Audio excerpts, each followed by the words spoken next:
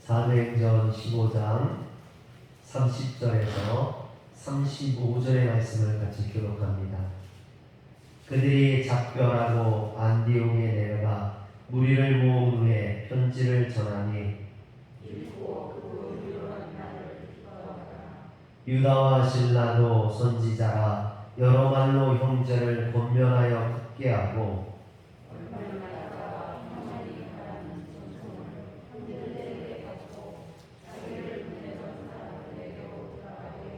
바울과 바나바는 안디옥에서 유하며 수다한 다른 사람들과 함께 주의 말씀을 가르치며 전파하니라. 아멘. 할렐루야. 오늘도 예배드리는 우리 성도님들에게 하나님이 주시는 기쁨이 넘쳐나게 주의 이름으로 축원합니다. 여러분, 기쁨이라는 것은요 꼭 많은 것을 가져야만 가지는 것이 아니에요. 우리의 삶의 행복이 큰 것이 있어서 행복한 게 아닙니다. 아주 사소하고 작은 것이라 할지라도 그 속에서 사랑을 느끼면 행복하게 돼요. 저희가 예산에서 살 때 방이 2개밖에 없었어요. 그런데 한 방은 저하고 집사람하고 쓰고 한 방은 아이들이 쓰는데 소연이가 이제 조금 크게 되니까 남자애들하고 같이 쓸 수가 없는 거예요. 자기도 방을 갖고 싶어 하는 거예요. 그런데 집에 마땅한 방이 없고 창고로 쓰는 방이 하나 있는데 그러면 그것을 정리해서 고쳐서 줄까 그랬더니 소연이가 좋대요. 그래서 창고에 있는 방을 정리를 하기 시작했어요. 그리고 없는 제 그 솜씨로다가 2층 침대를 만들었어요. 그래서 1층에는 짐들을 이렇게 정리할 수 있는 수납 공간을 만들고 2층에 이제 소연이가 잘 수 있도록 합판을 깔아가지고 소연이가 자게 해줬어요. 매트리스도 없고 여러분 얼마나 허접하겠어요. 각기목으로다가 이렇게 해서 합판 깔아준 그런 침대를 만들어줬는데 저희 소연이가 너무 좋아하는 거예요. 들어가 보면 짐들이 잔뜩 있고 그 짐들 위에 그 나무 판자 하나 깔려 있는 건데 그런데도 그게 좋다는 거예요. 아빠가 나를 위해서 만들어줬다고. 아빠가 내 침대 만들어줬다고. 매트리스도 없는 침대, 그냥 합판 깔려 있는 침대인데 그것도 좋다고 막 아빠가 나를 만들어줬다고 친구들이 오면 교회에 이제 친구들이 오면 데리고 가서 막 보여주는 거예요. 아, 우리 아빠가 만들어준 거야. 나를 위해 만들어준 침대야. 막 그러면서 자랑을 하는 거예요. 그런데 제 마음이 짠한 거예요. 아유, 무슨 좋은 침대를 사준 것도 아니고 좋은 방을 만들어준 것도 아니고 그냥 창고를 정리해서 그 짐들 가운데 이렇게 잘 수만 있게 해준 거였는데 그런데도 그것을 너무 좋아하고 기뻐하니까 저도 마음이 기쁜 거예요. 할렐루야. 여러분, 하나님이 주시는 아주 작은 것, 세상 사람들이 보기에는 보잘것없는 것 같지만 그것이 나를 위한 사랑으로 하나님이 배려해 주신 것이라면 그것이 세상 금은보와 그 어떤 것보다도 귀하고 값지고 소중한 줄 믿으시길 바랍니다. 오늘날 우리 사회는 더 이상 교회를 달가워하지 않거나 그리스도인들을 기뻐하지 않습니다. 도리어 기독교를 개독교라고 모독하고 그리스도인들을 이기적이고 독선적인 인간이라고 매도합니다. 그런데 이런 문제의 원인이 어디 있는가? 많은 사람들이 이것이 교회를 욕하는 사람들의 문제가 아니라 우리 자신들의 문제라고 지적을 합니다. 그건 뭐냐면요, 우리가 그동안 주님을 위해 산다고 하면서도 정작 이웃들을 배려하지 못했다라는 거죠. 우리 교회들이 독선적인 모습들을 자주 보여줬다라는 거예요. 사회를 배려하지 아니하고 이웃들을 섬기지 아니하고 어떤 자신들의 독선적인 모습들만을 보였기 때문에 더 이상 사람들이 교회를 기뻐하거나 또는 교회를 좋은 곳으로 여기는 것이 아니라 오히려 교회를 혐오하게 되었다는 것이죠. 오늘 초대교회 제1차 예루살렘 공의회가 열리게 된 그 이유도 보면 그러한 원인이 들어있다는 거죠. 어떤 원인이냐? 예루살렘에서 온 일부 유대인들이 안디옥 교회에 와가지고 정말 은혜스러운 그 교회의 모습을 보면서 참 하나님의 은혜를 찬양하고 기뻐하고 즐거워하는 게 아니라 그 교회의 모습을 보면서 이방인들을 향해서 너희들은 할례도 받지 않았기 때문에 너희들은 구원받을 수 없다라고 말했다라는 거죠. 전혀 이방인 그리스도인들을 배려하지 아니하고 독선적으로 유대인의 독선적인 모습, 우리만 선민이고 우리만 구원받고 우리만 할례 받은 백성이라는 어떤 그런 독선적인 모습 때문에 어떤 문제가 벌어졌습니까?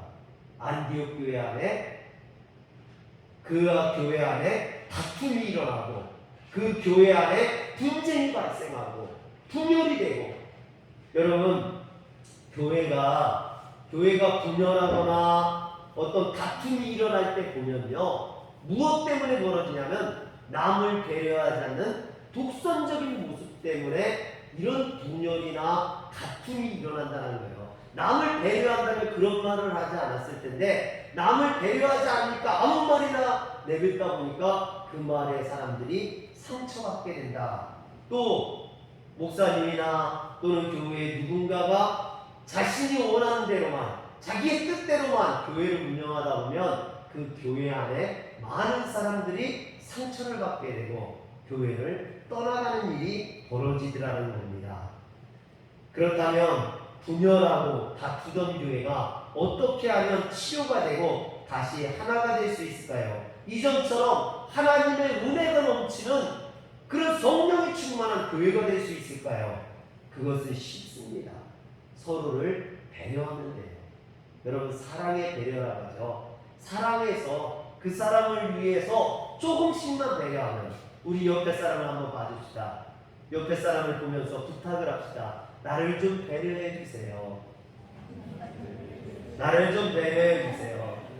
여러분, 아내는 남편을 배려하고 남편은 아내를 배려하고, 성도님들은 목회자를 배려하고 목회자는 성도를 배려하고, 이렇게 서로 배려하는 교회는요 은혜가 넘친다는 거죠. 그런 교회는 하나님의 축복이 가득할 수밖에 없다는 겁니다. 그러나 목회자는 성도를 배려하지 않고 성도는 목회자를 배려하지 않고 남편은 아내를 배려하지 않고 아내는 남편을 배려하지 않다 보면 서로 싸우게 되고 다투게 되는 겁니다. 그래서 서로 사랑하고 배려하면 이런 독단적이고 독선적인 모습이 사라지면 교회는 은혜가 넘치는 교회가 될 줄 믿으시길 바랍니다. 예루살렘 제1차 공회가 끝난 후에 예루살렘 모교회는 유다와 실라를 바울과 바나바와 함께 안디옥 교회로 보내서 공의의 최종 판결이 담긴 그 편지를 전달하게 했습니다.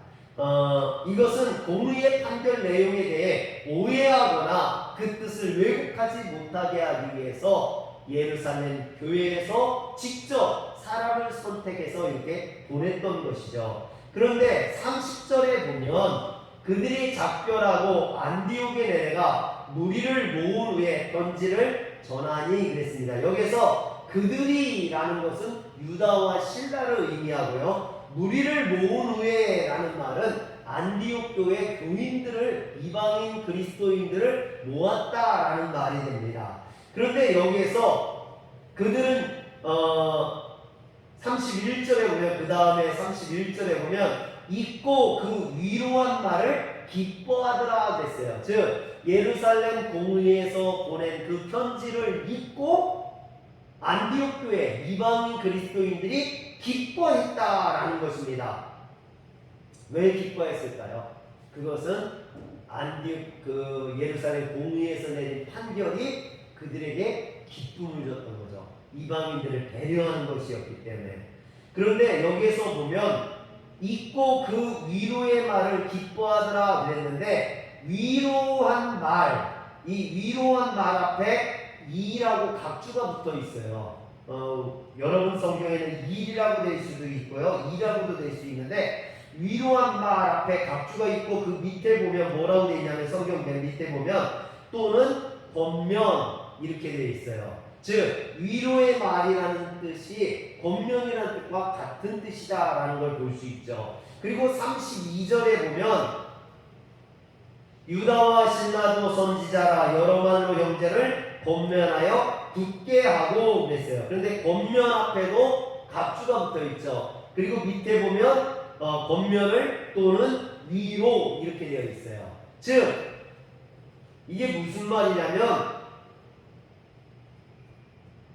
유다와 신라는 단순히 제1차 공의에서 결정된 최종 판결이 담긴 편지만을 전하는 것이 아니라 그것에 대해 안디옥 교회 성도들에게 설명하며 그들을 위로하고 또 권면했다라는 거예요. 그러니까 31절의 위로라는 말과 32절의 권면이라는 말이 같은 말이라는 거죠. 같은 내용이라는 겁니다. 즉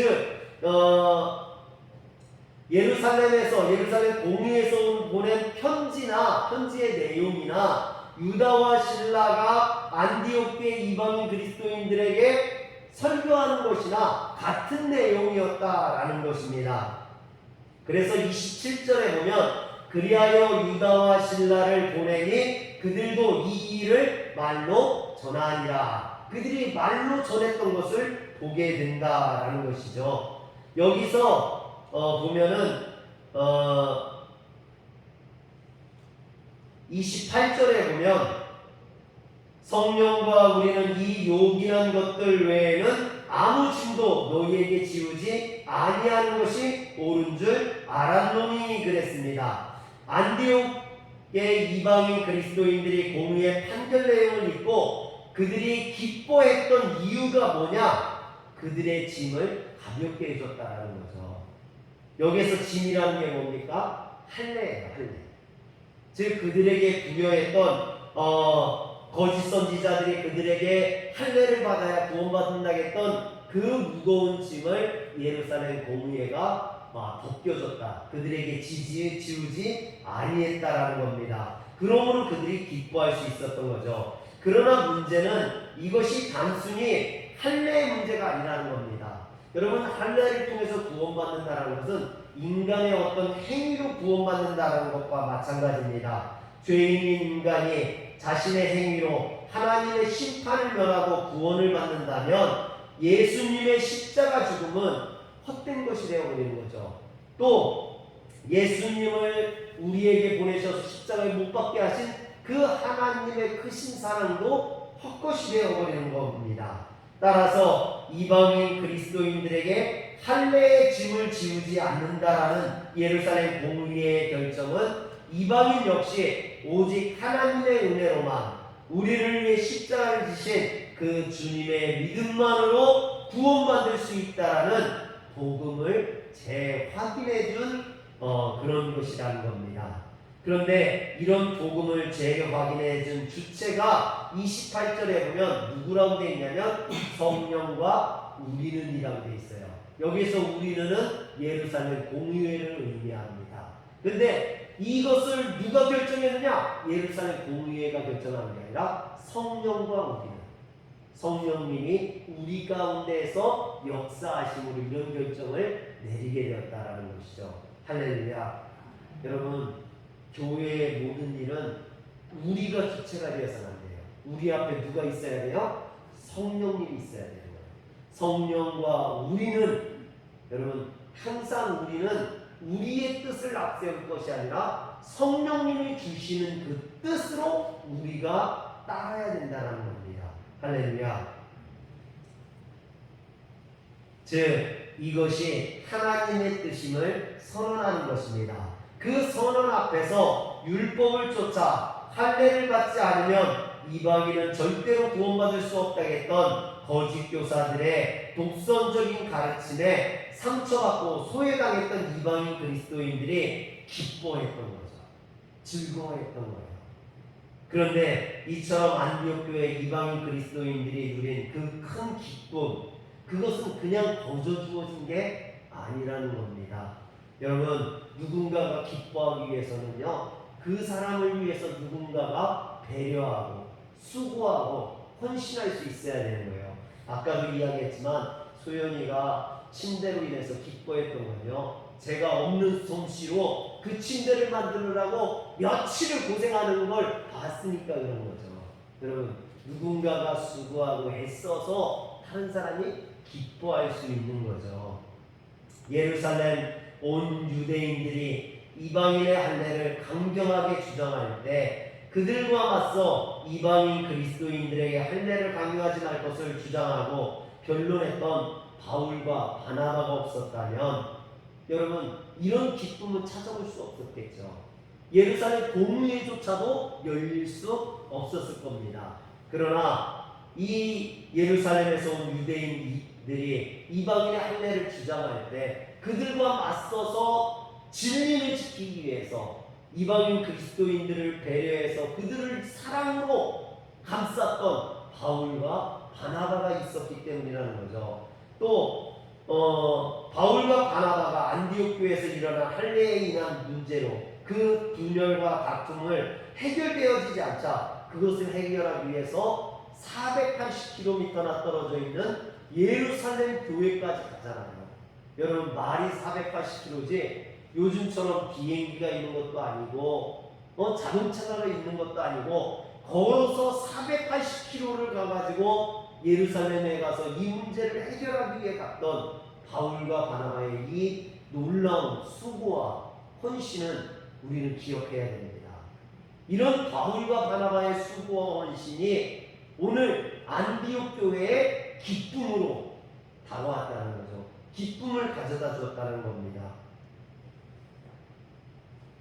또 제1차 예루살렘 공의회에서 이방인의 할례를 주장하는 측과 반대하는 측이 첨예하게 대립하며 오랜 시간을 걸쳐 열띤 공방을 벌였을 때 그들은 나서서 바울과 바나바는 자신들이 전도 여행을 하며 이방인들에게 복음을 전했던 그 경험을 간증하죠. 바울과 바나바는 1차 전도 여행 때 이방인들을 위해서 복음을 전하다가 현지에 있던 유대인들에게 상상을 초월하는 그런 박해를 당했었습니다. 그래서 비시디아 안디옥에서는 쫓겨나고 이고니온에서는 도망나와야 했으며 또 루스드라에서는 돌에 맞아서 바울이 죽는 그런 일까지도 벌어졌었습니다.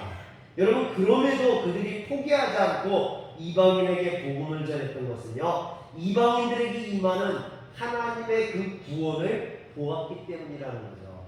여러분, 하나님의 그 놀라운 섭리를 보았기 때문에 바울과 바나바는 포기할 수 없었던 거예요. 그들에게 전해져야 될 그 복음을 그들은 목숨을 걸고 지켰던 거죠. 이런 바울과 바나바의 진심 어린 간증이 이방인에게 할례를 강요하던 유대인들의 마음을 움직였던 겁니다. 여러분, 사람의 마음을 어떻게 움직일 수 있습니까? 논리로 또는 말싸움을 이겨서 또는 무력으로 정복해서? 아니에요. 여러분, 감동을 주면 그 사람은 움직이게 되어 있다는 거죠. 바울과 바나바가 예루살렘 공회에서 그 첨예하게 대립되던 그 논쟁을 하던 유대인들을 어떻게 변화시켰습니까? 그들에게 감동을 줬던 거죠. 여러분, 이방인 그리스도인들을 위해서 나선 것은 바울과 바나바만이 아니었어요. 베드로도 그들을 위해서 스스로 나서 발언했습니다. 사실 베드로는 예수님의 수제자라고 하죠. 안디옥 교회 이방인 그리스도인들과는 아무런 상관도 안면도 없는 사람입니다. 그럼에도 불구하고 그는 자신의 위신이나 체면을 생각하지 않고 이방인을 위해서, 이방인 그리스도인들을 위해서 나섰다라는 거죠. 여러분, 베드로가 자신의 어떤 권위나 위신을 생각했다면 이방인 편을 드는 게 아니라 누구 편을 들어야 되냐면 예루살렘 유대인들 편을 들어야 되는 거예요. 그래야 그 사람들이 자신의 어떻게 보면 정치 기반이고 자신의 어떤 그런 세력이기 때문에. 그렇지만 베드로 그러지 않았다는 거죠. 이방인 그리스도인들을 위해서 자신이 나서서 그들을 변론해 줬다는 겁니다. 그가 했던 변론이 뭡니까? 자신도 유대인으로서 이방인들을 배척하고 이방인들에 대한 어떤 배타적인 생각을 가지고 있었다는 거죠. 그런데 성령님께서 그런 자신의 생각을 깨뜨렸다는 겁니다. 가이사랴의 백부장 고넬료에게 자신을 보내셔서 그들에게 복음을 증거할 때 그들 위에 성령이 임하는 것을 보여주심으로 그들에게 세례를 베풀게 하고, 이방인에게도 하나님의 구원이 임하는구나, 할례를 통해서 구원받는 것이 아니라 복음이 증거될 때 그곳에 구원의 역사도 나타나는구나, 이것을 깨닫게 해주셨던 것이죠. 이런 베드로의 간증이 결국 제1차 예루살렘 공의회를 회장을 맡았던 야고보를 통해서 이방인 중에서 하나님께로 돌아오는 자들을 괴롭게 하지 말라라는 그런 결론을 내리게 되었던 겁니다. 또 여러분, 오늘 말씀에 나온 유다와 실라, 이 사람들은 예루살렘 사람들이거든요. 그럼에도 불구하고 유다와 실라는 어디까지 갑니까? 안디옥까지 가죠. 아까도 얘기했지만 480km예요. 여러분, 관광하러 가는 게 아니에요. 이방인 그리스도인들을 위해서 그들에게 예루살렘 공의회의 그 판결의 소식, 그 편지를 전해주러 480km를 걸어서 가는 겁니다. 여러분, 야고보를 통해서 결정했던 이 결정을 안디옥 교회에 찾아가서 그들에게 전하여서 그들에게 기쁨을 주었던 것이죠. 오늘 이처럼 안디옥 교회 이방인 그리스도인들이 할례라는 무거운 짐을 벗고 이처럼 기뻐할 수 있었던 것은요, 이방인 구원을 위해서 바울과 바나바, 베드로, 유다와 실라가 자기를 버리고 수고하고 헌신했기 때문입니다. 사랑하는 성도 여러분, 교회가 은혜가 있고 기쁨이 넘치려면요, 누군가의 희생과 헌신이 분명히 필요합니다. 여러분, 교회가 이렇게 깨끗하려면 누군가 수고해야 돼요. 청소를 해야 되겠죠. 교회에서 공동 식사를 하려면 누군가 음식을 준비하지 않으면 안 된다는 거예요. 그런 수고와 헌신이 없다면, 다 대접만 받으려 한다면 여러분, 그 교회는 어려웠죠. 사랑하는 성도 여러분, 오늘 우리 교회는 서로를 사랑함으로 수고하고 헌신할 수 있기를 주의 이름으로 축원합니다. 그래서 우리 안에 사랑이 넘쳐나고 우리 안에 그러므로 기쁨이 넘쳐나길 주의 이름으로 축원합니다. 그런데 이상한 것은요, 내가 수고하고 헌신하면 그 사람이 기뻐하는 게 아니라 그 기쁨을 보고 내가 기뻐한다는 거예요. 소연이가 침대를 기뻐했던 것을 보고 제가 기뻐했던 것처럼, 여러분들의 수고와 헌신을 통해서 누군가 맛있게 밥 먹는 것을 보면은 그게 내 기쁨이 되는 거죠. 누군가 와가지고 교회가 이렇게 깔끔하고 아름답고 누군가 이렇게 청소를 잘했네, 그걸 보면, 그런 말을 들으면요, 그걸 한 사람이 기뻐할 수 있는 거죠. 사랑하는 성도 여러분, 오늘 하나님 나라의 기쁨은 그런 기쁨이에요. 내가 무엇을 소유해서 느끼는 그런 기쁨이 아니에요. 내가 수고하고 헌신함으로 인해서 오는 기쁨입니다. 누군가 그것을 기뻐하고 누군가 그것으로 구원받으래 기뻐하는 것, 그것이 오늘 우리 안에 있는 기쁨이 되어야 될 줄 믿으시길 바랍니다. 주님은 그런 기쁨을 가졌어요. 오늘 우리가 주님을 닮는 성도라면 오늘 우리 안에도 그런 모습이 있어야 됩니다. 사랑하는 성도 여러분, 여러분들이 가족을 위해서 또는 성도들을 위해서 배려하고 사랑으로 섬기고 수고하는 자가 되시길 주의 이름으로 축원합니다. 그런 사람이 하나님 나라에서 상급이 클 줄 믿으시길 바랍니다. 기도하겠습니다. 전능하신 하나님, 세상 사람들은 수고하는 것을 싫어하고 대접만 받으려 합니다. 그러나 주님 안에서는 대접받는 자보다 대접하는 자가 더 기쁘고 대접하는 자가 하나님 나라에서 상이 크는 줄 압니다. 오늘 우리의 수고로, 우리의 헌신으로 누군가 구원받게 하시고 누군가는 하나님을 만나게 하시고 기뻐할 수 있게 하여 주시옵소서. 우리 주 예수님의 이름으로 기도합니다. 아멘.